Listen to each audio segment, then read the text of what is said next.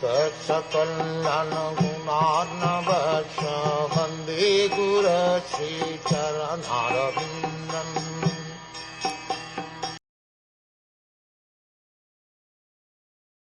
O my Lord, by your own will you appear in the various species of living entities, among animals lower than human beings as well as among the demigods, to perform your transcendental pastimes.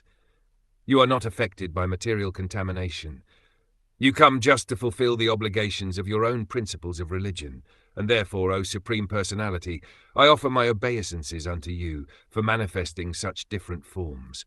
The Lord's incarnations in different species of life are all transcendental. He appears as a human being in his incarnations of Krishna, Ram, etc., but he is not a human being. Anyone who mistakes him for an ordinary human being is certainly not very intelligent, as confirmed in Bhagavad Gita, Avajananti manmutha manushintanam ashritam. The same principle is applicable when he appears as the hog or fish incarnations.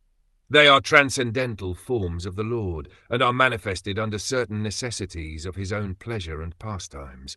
Such manifestations of the transcendental forms of the Lord are accepted by him mostly to enliven his devotees. All his incarnations are manifested whenever there is a need to deliver his devotees and maintain his own principles.